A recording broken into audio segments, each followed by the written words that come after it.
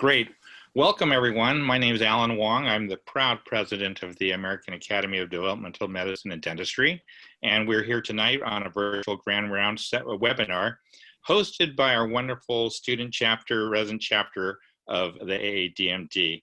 Our pursuit is to help educate and help advocate for people with intellectual and developmental disabilities. And our webinar series is to help us to share in those ideas. We have a fantastic program tonight, and I'm going to let our student leader, Dr. Rachel Bockel, sort of introduce our guest, but I just wanted to say on behalf of AADMD, I'd like to thank you all for being here. I'd like to thank Dr. Niel and Dr. Khanlou for your time tonight, and we're looking forward to your presentation. Dr. Bockel, thank you again, all yours. Thank you, Alan, for that introduction. Welcome to the virtual Grand Rounds. My name is Rachel Bockel. I'm a first-year medical student at Geisinger Commonwealth School of Medicine in Pennsylvania, and this year's American Academy of Developmental Medicine and Dentistry Virtual Grand Rounds Chair. For those of you that are new, virtual Grand Rounds are a webinar-based presentation model that creates a space for mentorship and exchange of knowledge and experience between seasoned IDD providers, entry-level clinicians, and future healthcare providers in training. The purpose of the Grand Round sessions is to expand and strengthen the IDD healthcare workforce across the spectrum of experience levels. After this meeting, we will be sending out a survey for feedback on how to improve them. Also, if you have any questions throughout the presentation, you can write them in the Q&A box, and we will go over as many as we can. And please make sure to put them in the Q&A box and not the chat box. They're different. And then also, if we don't get to any of your questions, we will be posting them on the website afterwards. And I would like to introduce our two speakers, Dr. Yolinda Niel and Nazila Khanlou. Dr. Yolinda Niel is a family physician at the Scarborough Center for Healthy Communities in Toronto, Canada. She has a Bachelor of Science from Queen's University and a Doctorate of Medicine from Albany Medical College in Albany, New York. She returned to Canada to complete a residency in family practice and a fellowship in the primary care of adults with intellectual disabilities at Queen's University.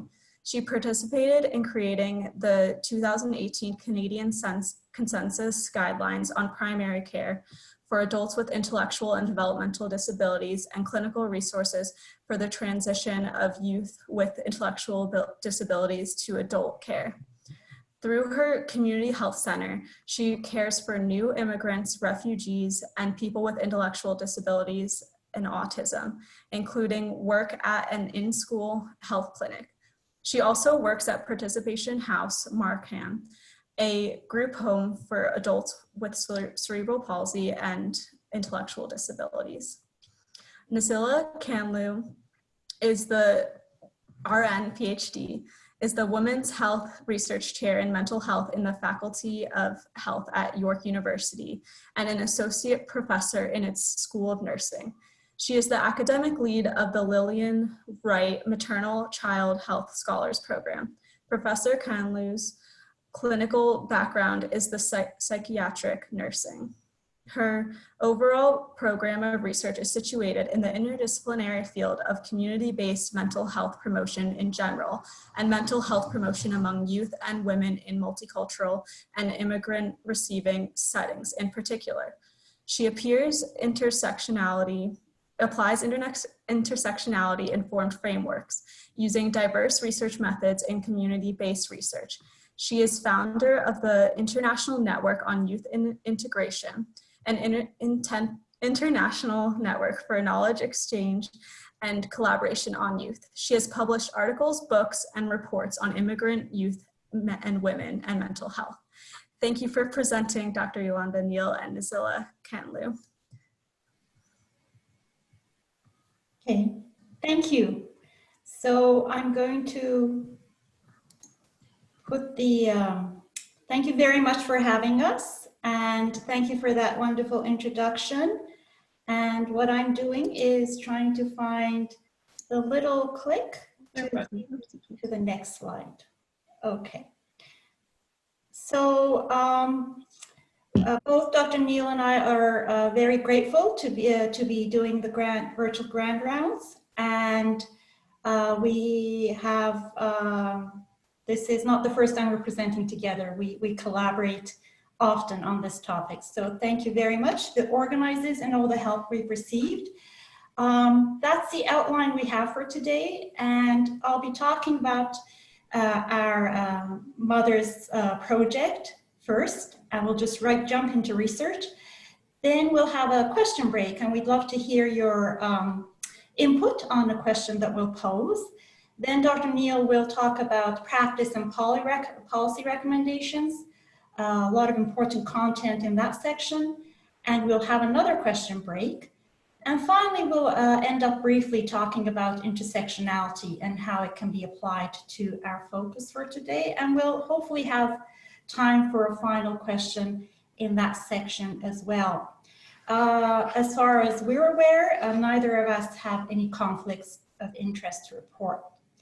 So for those of you who have worked with parents who are caring and parenting children, youth, adults with developmental disabilities, you know that in this context, parents not only parent, but there is a significant amount of caregiving involved, depending on the needs, as well as always advocacy involved to get the services and supports that are needed for their children across sectors. And this doesn't go away. This is always there, the constant need for advocacy that arises throughout the child's and the youth's developmental stages. So a while back, we at my office noticed that while there's a rich amount of research on immigrant families, immigrant youth, but we haven't really focused a lot in Canada on the experiences of immigrant families who have children with disabilities. And I was particularly interested in immigrant mothers. And so the half that page on the right is a poster from our first study. And we recruited moms into the project, and as it happened, most of the moms who were interested in the project had children with developmental disabilities. And through that project, we learned that the moms are under a lot of challenges and stressors, and so we moved on to another project, which is the other poster on the other side of the slide, the Mothers Health Promotion Project, and particularly looked at what are the health promotion needs of the mothers, because often mothers are always, in the context of their children and are talking about their children, but we want to know mothers' own experiences. And as with most of our studies, we have a commitment to communicate to the public and in community sectors and healthcare sectors. And I remember in one of the presentations at a hospital sector for children, we had Black mothers in the audience who were grateful for the project, but said, listen, our experiences are not reflected in your study. And so we were encouraged to particularly focus on the experience of Black mothers raising children with developmental disabilities in Toronto, Ontario, Canada. So before I go on to that study, which is what I'll be focusing on, I'll just briefly talk about intersectionality, the idea was put forward by the great Professor Kimberly Crenshaw, who's among founders of critical race theory. And she talked about just reimagining the intersections of race and sex, and talked about it from her perspective as a Black feminist critique of a dominant ways of doing anti-discrimination work. And so when I talk about intersectionality to my students, I say, try and keep in mind three important factors: that our identities matter, and they're not static, they're fluid, but our identities are very contextually based. So depending on the context, certain parts of our identities are more salient than others. And all of this is very much influenced by power. And so it's not that we're always powerful or powerless, but certain contexts we have more power, and certain contexts we have less power. I'll come back to that slide towards the end of our presentation. So the project that I'm going to talk about, that's the research team, and I'm grateful for all of my colleagues. And just moving right into what we wanted to focus on. For this particular study, we wanted to see what is an inclusive approach to health promotion for race-wise mothers of children and youth with developmental disabilities. And on this slide, you see, my apologies, you see the recruitment flyers. We wanted to interview both mothers, Black mothers of children with disabilities, as well as service providers. And this is a community-based study. It was qualitative, so we weren't necessarily interested in large numbers, but we were interested in interviewing moms who were able to share in depth their experiences, and we were very grateful for what we heard. We had 7 moms participate and 3 service providers, and we conducted the interviews between June and September 2018. So this is just a brief demographics of the moms who participated. Towards the top, you see the countries of origin or background. You see the age range was between 28 to 43. Most were single mothers, a number of children with disability anywhere from 1 to 3. Now just moving down to the middle lower part of that table, you'll see that this was a very educated group of moms who participated. But unfortunately, most were unemployed. And so I think this is important to keep in mind, that the context of these moms, despite their educational level, due to various factors, including raising children with developmental disabilities, the moms were unemployed.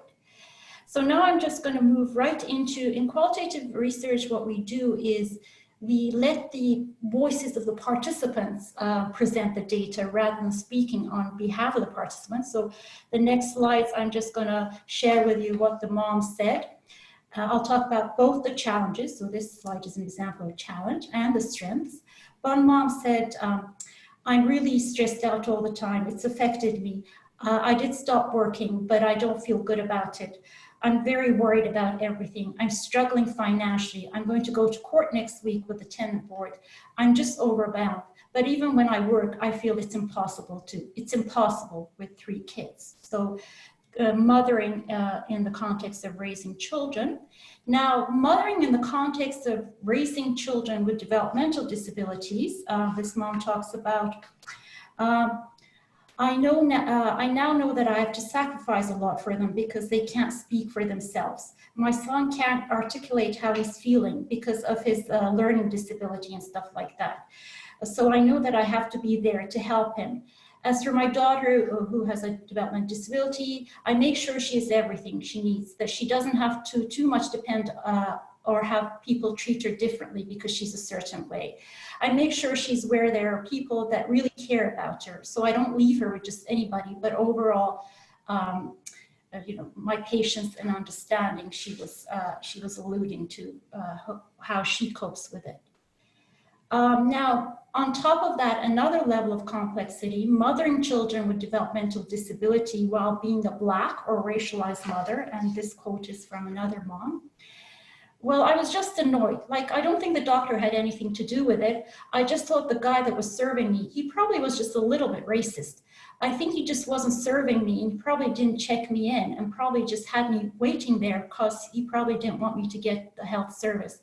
I don't know what his past experience or whatever, but maybe he didn't want me to get the treatment. So examples of experiencing structural racism and service-based racism came out in the interviews of the moms participating in the study.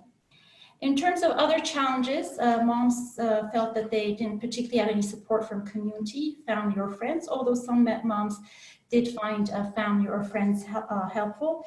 This mom talked about my support, I don't know right now. I know there's community support, but personally I'm withdrawn. My family's not supportive. They don't know how to be, I guess. Right now, I'm not really doing much and I'm stressed out about finances. Now, it's important in our research to also pay respect to the strengths and the resilience of the research participants. And in our case, these were the amazing mothers that we had the privilege of interviewing. So this is from one mother. I just find that my experience, I like to let my kids know what's really happening. make them be aware that racism is real and that they shouldn't allow certain things to happen, because I believe I wasn't really warned, and my parents did experience a lot of racism, and they didn't tell me until like I was a lot older. Like my mom got strip searched by the police. They accused her, said she was a man, and strip searched her and violated her rights. She never told me these things until I was much older. So I like to let my kids know, like give them examples of little things so they know what's racist and what's not and what's acceptable. One mom talked about the importance of a holistic approach to have a better society.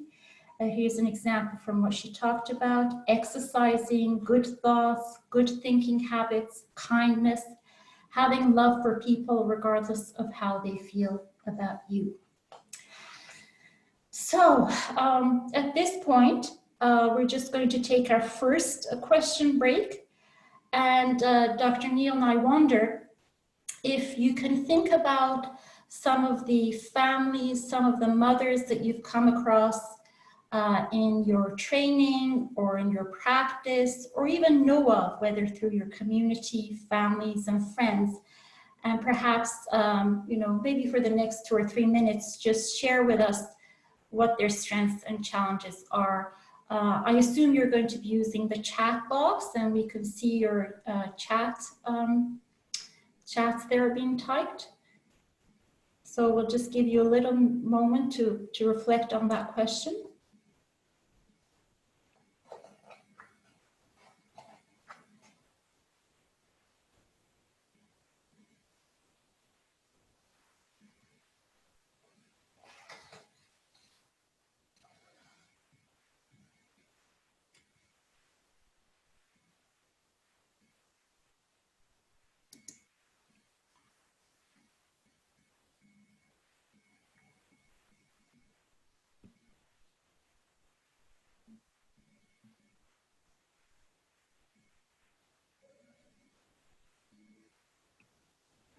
Oh, I see my question and answer. Someone said self-care. Okay. Yeah.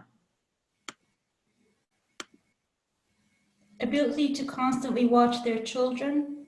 Resilience. Being an advocate, learning how to stand up for yourself and others as a strength. Important, yeah. Well, challenge, coordination of healthcare access with multiple providers. Absolutely. Childcare. Finding employment that is empathetic and flexible. Mm-hmm. So the social determinants.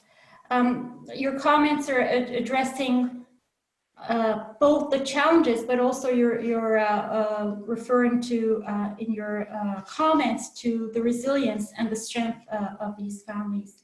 Black mothers usually have an understanding of institutional racism, determination, justice. Great.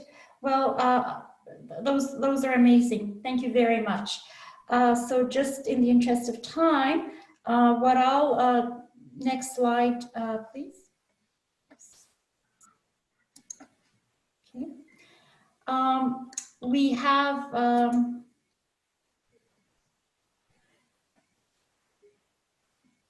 we asked the moms directly what they thought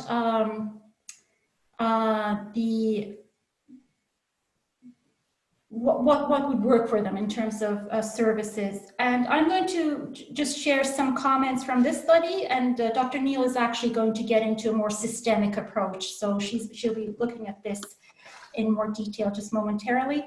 So in terms of mothers suggesting training, education, and awareness for service providers need to know that racism is embedded within a social structure within Canada, and that racism limits people's access to certain services. And once they're aware of this, they would be able to know how to advocate on behalf of racialized people. In terms of the next slide shows the importance of inclusive decision-making and participation. By speaking with these people and finding out what their needs are, find the people with those issues because they would know better, right? Formulating that plan and educating whoever's actually experienced in those situations and training them how to help other people with those situations. So I'd say in general, the recommendations were around, service providers, having service providers with diverse backgrounds, providing more information about services, more programming and services being available, and specifically having a hotline to support mothers in the context of raising children with developmental disabilities. So in conclusion, if you look at the middle part of this slide, the intersections, I mean, we can look at mothering, and mothering always has its challenges and its rewards, but you to put on top of that caring for children with developmental disabilities and add another complexity of living a racialized life, and in the case of this study, being a Black mother, the challenges increase at the intersection. So just want to thank the mothers and service providers who participate in our study, and Ms. Jamila Gamble, who did the video, helped us with that, as well as a source of funding, which was Women's College Hospital. And I'm just, for the next part, going to hand it over to Dr. Niel. So, hi, I'm Dr. Niel. Oops, I've gone too far. Okay, I'll go back. Well, that was it. I'm going to expand the on the conclusions of Nazila's study. So first I wanted to talk about the primary care, the clinical practice guidelines that I was lucky to be able to participate in. So I helped create the 2018 Canadian Consensus Guidelines for the Primary Care of Adults with Intellectual Disabilities, which was under the direction of Dr. William Sullivan out of Surrey Place Centre. And these guidelines are excellent. They're quite detailed. They have physical and mental health guidelines that are specific and wonderful. You should take a look. But today we're going to be focusing on the approaches to care section. So you can access the guidelines on the Surrey Place website. And they have the actual clinical guidelines, but also a suite of tools for primary care providers and caregivers. And actually, they've added some new COVID-19 related tools, which could be helpful for you. So I encourage you to take a look. So when I first heard the conclusions from Nazila's study, it made me think about my patients. I think a lot of my patients would have similar struggles and narratives, and I would like to understand better what their primary stressors are and what's happening at that point of intersection. And I recognize that for any patient, if the level of stress is too high, they're not going to follow through on my recommendations. So no one's going to follow up on that phone call to the behavioral therapist if they're, in the middle of a major crisis. And so I realized also that I did know about ways to address this. In the clinical practice guidelines that I mentioned, we highlight the importance of a person-centered approach to care. So the point of a person-centered approach to care is to better understand the stressors of the patient and to better align the patient's goals with the care plan. So it's not to say that the patient can just do whatever they want, but instead that the patient can understand why the practitioner is making that care plan, and they participate in the plan of how to carry it out. So if we look at kind of more in detail how to do that. First, it would involve engaging patients and caregivers. So for people with intellectual disability, it's actually quite important to understand their level of function. So for some people, they might fall just outside of the range of normal intelligence and may have a mild intellectual disability. Other people may have more impairment and have a severe or profound intellectual disability. And understanding what level you're delivering your information to and how much you might have to share instead with caregivers is really important. And using tools for communication is essential. So there are lots of videos, but you can also just use your own simple things like drawing pictures or using visuals. I like to use easy read handouts.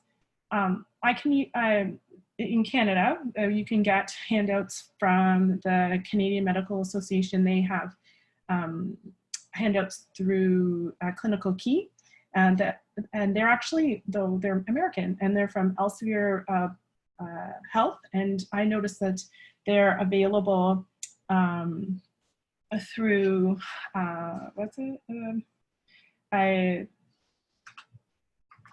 it's on one of the EMRs. It'll come to me in a moment. I'll tell you later.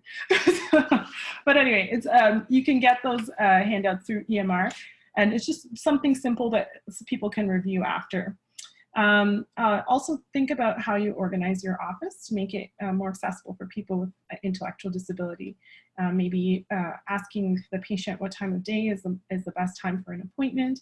Or lately I found that you know, we have a lot of barriers because of COVID-19. And so trying to accommodate maybe doing the urine sample at home instead of struggling in the office to get that done. I use a tool called the Today's Visit form, which is available on that DDPCP or the Surrey Place website that I showed earlier. And it's a nice little handout that summarizes the visit. And so the patient and caregiver can review it when they get home and review the care plan. It's also important to identify a support person. I think, of course, it's very important to have some time alone with a patient to discuss it in any clinical encounter. But I think that having a support person actually supports patient autonomy.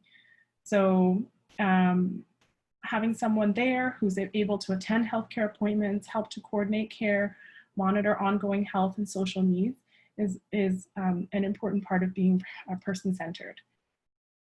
Also providing sufficient time for clinical encounters, and of course having that essential discussion about goals and values. An example for me is, you know, I see someone, I think they're quite overwhelmed with the amount of tasks they need to take care of at home, and I think you need a support person, you need a support worker to come into your home. And so I'm going to arrange someone to come in 3 days a week to do just some light housekeeping and care. But maybe that's not what they want. And if I don't ask the question or discuss really, maybe someone does not want a stranger in their home at this time. So it's important to have the discussion. There's a new section in the clinical practice guidelines as well. It's about caring for, screening for caregiver needs. So in the past, we really only focused on the patient with intellectual disability, but now we recognize how important it is to regularly screen and attend to the support needs of caregivers as well. So first, looking at the patient with disability, so recognizing behaviors that challenge and, for example, hitting or tantrums, and addressing those areas. And then also looking at the caregivers themselves and working on building supports for coping with stress and reducing stress. For some examples of methods of reducing stress, there's a lot of evidence for mindfulness-based stress reduction programs, and some emerging evidence about acceptance and commitment therapy. And anytime that you can include patient or client-driven groups or seminars is an excellent idea. If you remember, one of the comments from the mothers in Nazila's study was that if you include the people who are experiencing these challenges, then you can better serve them. And so you can really reflect the needs of the community better with client-driven groups. And overall, the recommendation is to just continue to monitor for caregiver stress. So you could use a formal inventory. I think that's kind of to me, more for research purposes, but there's things like the brief family distress scale. But if you wanted to just informally ask, how are things going? I think sometimes in a clinical setting, we have, the chief complaint and we're just running through the visit and we don't have time to kind of slow down and just ask a question. And I found that, lately during COVID-19, I'm doing my telephone appointments and I'm assuming that things are going very badly, and I might call a family and say, how are things going? And recently one family said, oh, things are great. We're enjoying our time together and we just planted a garden. It's great. So her stress levels are quite low. But on the other side of things, I've called people and said, they've said, we're having a really hard time getting through to our support workers and things are different now, especially because everything is by telephone. So I think just understanding their level of stress can change how you guide the treatment plan going forward. So the patients in my population, I work in the intercity. I see new immigrants and refugees and a lot of people of color. And so my patients have a lot of stressors, a lot of them related to the social determinants of health.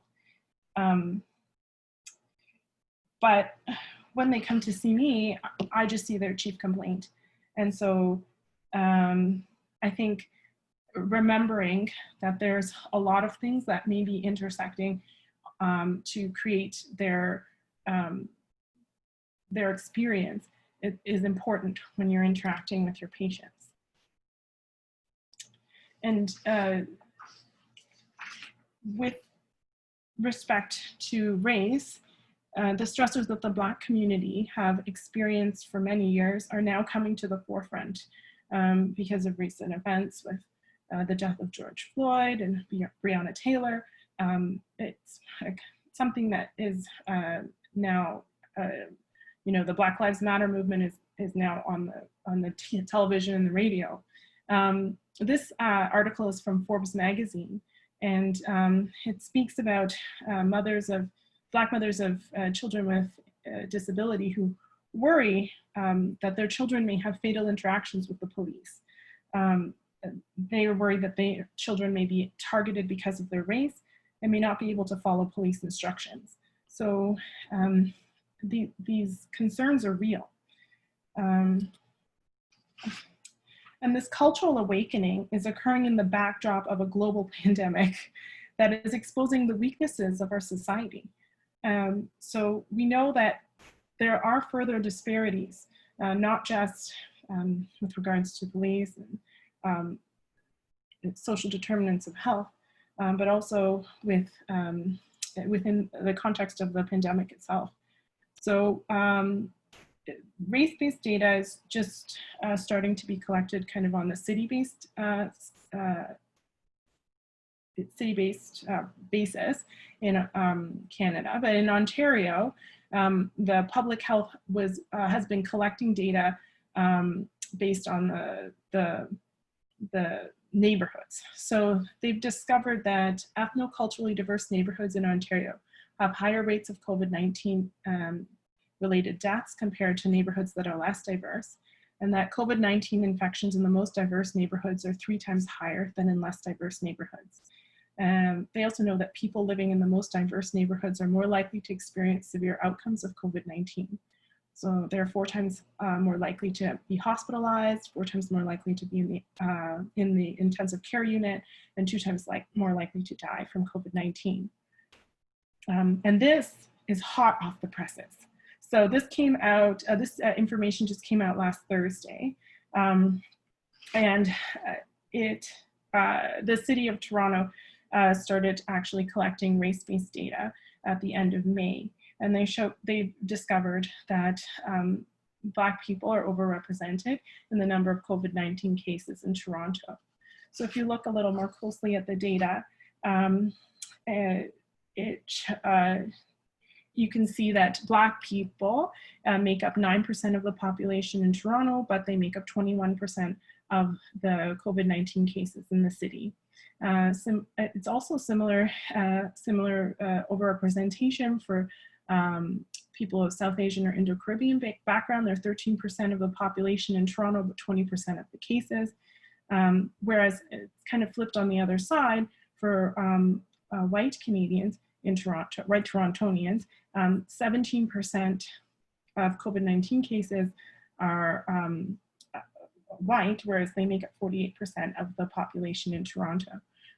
And you know, this research can't really speak to why that's occurring, but there are some speculation that it might be related to crowded living conditions due to the high cost of rent in the city, making social isolation impossible or difficult, and that Black people are more likely to be working as essential workers, for example, as support workers in long-term care and nursing homes.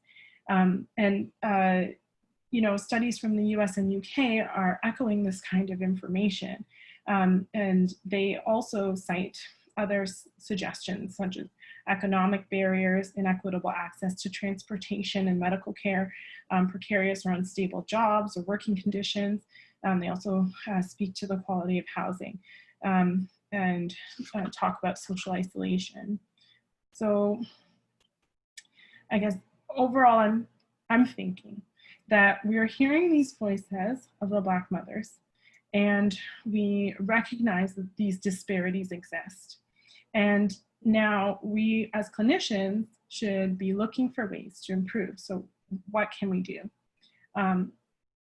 I think a lot of people look at these situations and say, well, I'm not racist, and so I'm helping. And I think absolutely, in an ideal world, overt racism would not exist. But I also think in an ideal world, systemic racism would not exist either. And so these disparities and barriers that we're discussing would not exist. And the implicit bias that we are seeing would not govern our decisions. And so I've been thinking about how could we address this as clinicians working in intellectual disabilities. So I'm going to start with very easy things. My first suggestion would be to consider the programming offered by your agency. So do the materials include Black people? Do they celebrate or discuss important moments for Black Americans in your agency? Do you offer culturally appropriate food options, diverse music selection? This is a picture of my son. He's examining my husband's carnival costume. And so Carnival is a festival that occurs in Trinidad and Tobago just before the Christian period of Lent. And it was brought by immigrants to Toronto and is celebrated over the weekend of Emancipation Weekend, which is a celebration of the end of slavery in the British colonies. So this would have happened this past weekend, Carnival, but unfortunately we have COVID-19, so we just played with the costumes at home. You could also consider, and this is another easy one, creating publications and resources that include the images of people of color. So I did a quick search and found some really nice social stories here.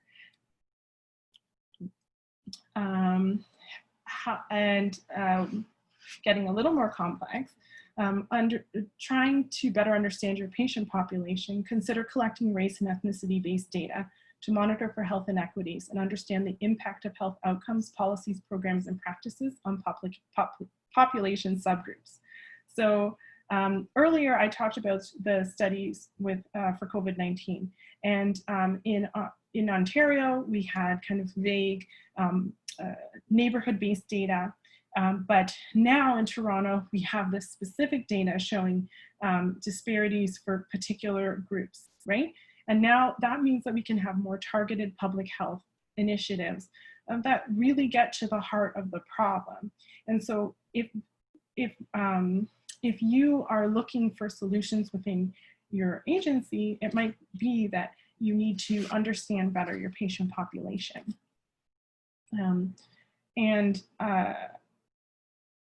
I think also we need to include Black people and other marginalized groups in our research and quality improvement measures. So the first thought that came to mind were self-advocates, which are very important in the world of intellectual disability. are the self-advocates that are in your agency reflecting the diversity of the patient population that you serve? And also, are you also including the full range of people in the population that you serve in the research that you do? And this is the hardest one. But hire staff that reflect the diversity of your patient population and provide an inclusive culture to support diverse staff members. So this is a picture of my colleagues at on Halloween. And we're a really wonderful, diverse bunch. But I think just as any organization, we need to continue working on building our skills for inclusivity. And so that's something that can continue. It would be wonderful for everyone to get training in allyship, which is, and then there are actually formal training programs for this. And also consider training for unconscious bias, using inclusive language, calling out inappropriate behavior, so that we can create authentic allies for the fight against systemic racism. And I highlighted there just a little article that I read that I thought I liked how she framed the idea of having a diverse workforce in the medical world. So if you have a chance, you can take a look at that article. So I pose a question to you. What has your organization been doing well when combating systemic racism? And what can you do better? And what barriers do you anticipate?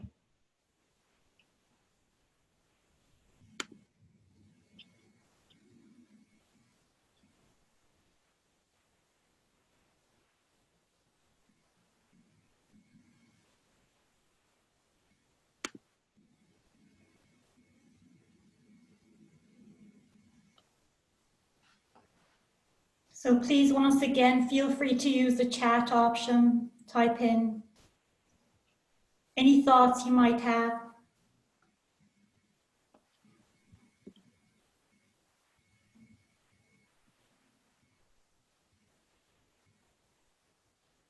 So we have from Juan, colorblind in hiring, diverse hiring and ethnic diversity in management, as well as staffing.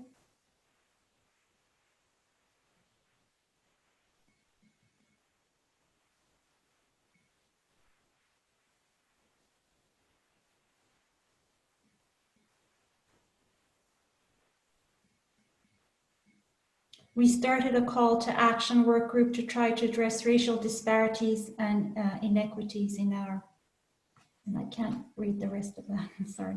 Oh, it's tiny. Our Center for Autism, much work on this, hiring, participant recruitment, it's good. I work for a hospice organization having staff that speak the native tongue, right, of patients, yeah.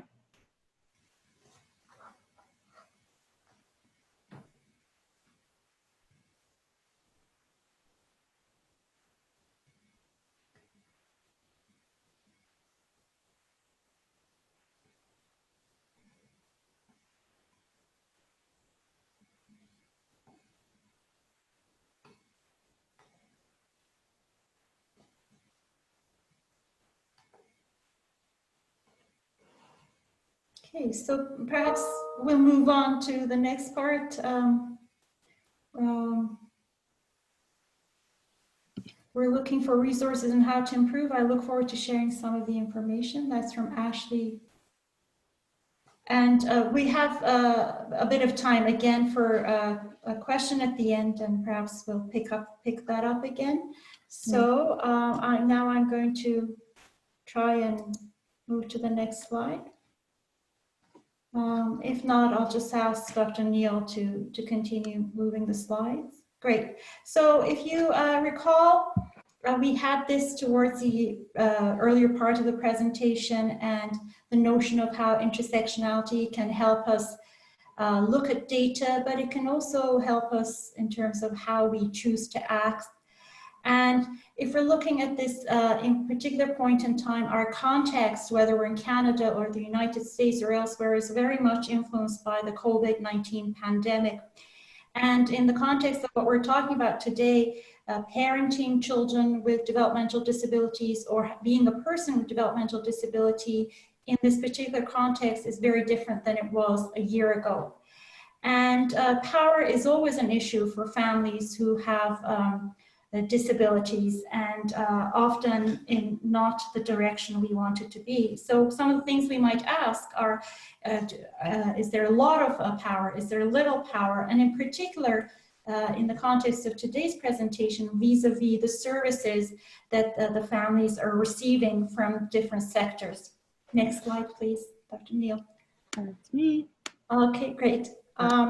So when we look at an intersectionality informed lens on impacts of COVID-19 on people with disabilities, we recognize that in the context of the pandemic, people with disabilities face increased risks of exposure, complications, and death, and this is by UNICEF.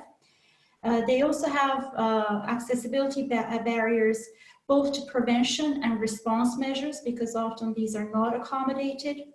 And there's limited data on people with disabilities, which results in the inability of surveillance systems to accurately determine the impact of the current state, such as the pandemic that we are all living in now. Next slide, please.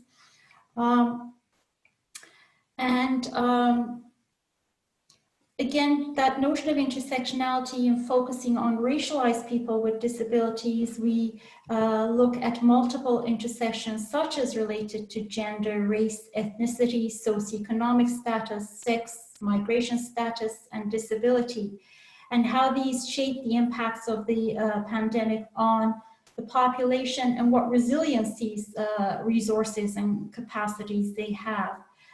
We know that people with disabilities have been historically socially and economically excluded, and they face multiple social and economic barriers that affect various dimensions of their health and well-being, whether mental, whether social, whether physical. And then just reinforcing that a layer of complexity is added when we look at experience of racialized families and family members with developmental disabilities. And we know that the current pandemic is exacerbating health inequities among this population. So next slide, please. Recently in Canada, we have a Canadian Institute of Health Research, and we were funded to look at, I think we went too fast, perhaps, Dr. Niel. So we were funded to look at COVID-19 pandemic guidelines for mental health support of racialized women at risk of gender-based violence, because during the pandemic, GBV, gender-based violence, has gone up.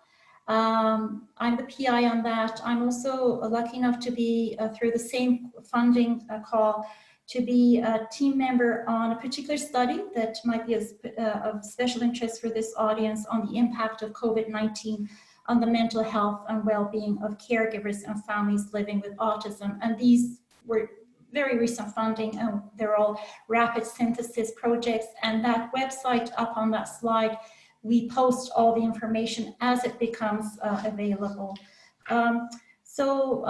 Just quickly onto the next slide, we try and post all of our information on the website. So that's the website, and those are our Twitter handles. And I'm going quickly because we want to, again, leave some information, some time for any other questions, any other points that we may have early missed on. And this is our final question. Dr. Niel, would you like to just... Sure, just to pose the final question. In your own opinion, how can service providers support the well-being of Black mothers raising children with developmental disabilities during the COVID-19 pandemic?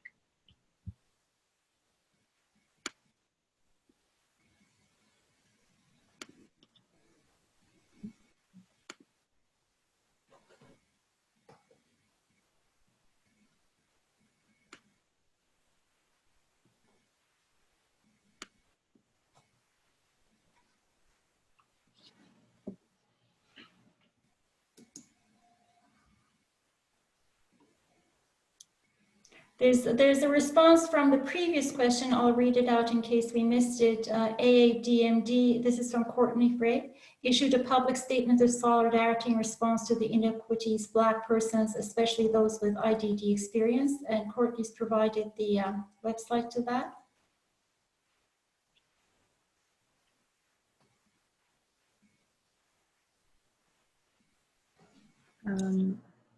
One suggestion is to provide access to resources in a sort of one-stop shop format.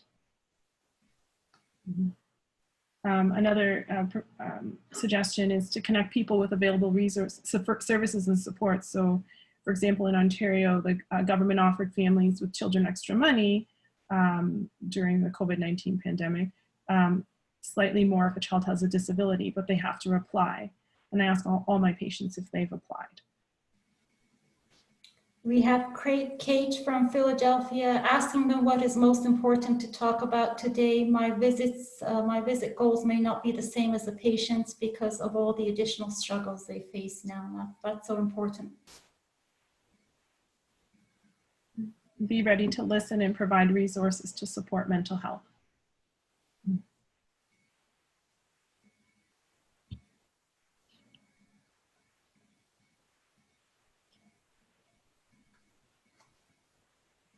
There was one discussion point that, not to go off on a different tangent, but someone was asking about use of the language you use and whether to use the terms Black mothers versus racialized versus people of color, and does it matter?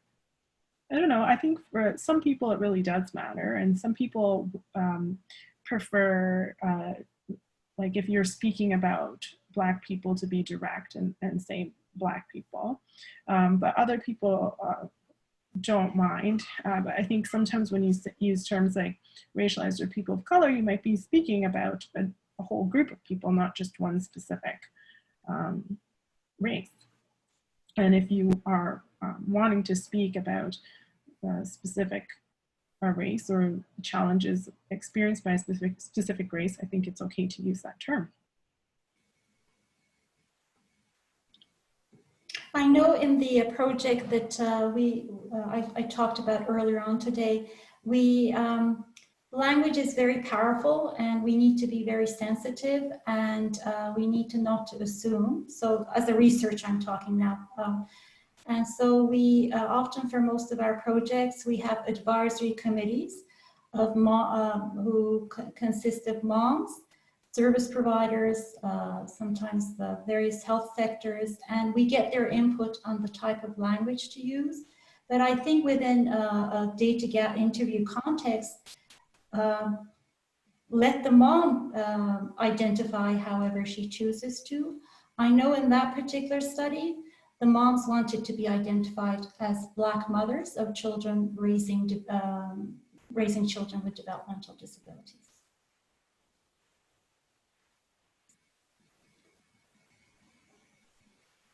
There's another comment from Cherie. Check in on them during calls or visits. How are you doing, Mom?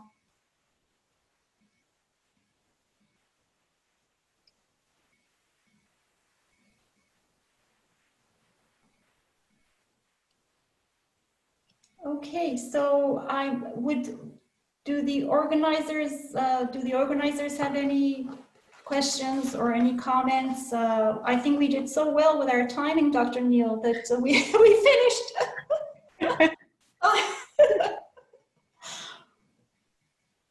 Yeah, I think you guys did really well too. Thank you, Dr. Niel and Dr. Khanlou. I really appreciated the presentation. It covered a lot of really important topics, and the action points that were made were also really interesting to hear too. I'd just like to thank you, and please join us next month for our next VGR. Thank you very much. Thank you. Thank you for having us. Bye, Dr. Niel. We'll be in touch.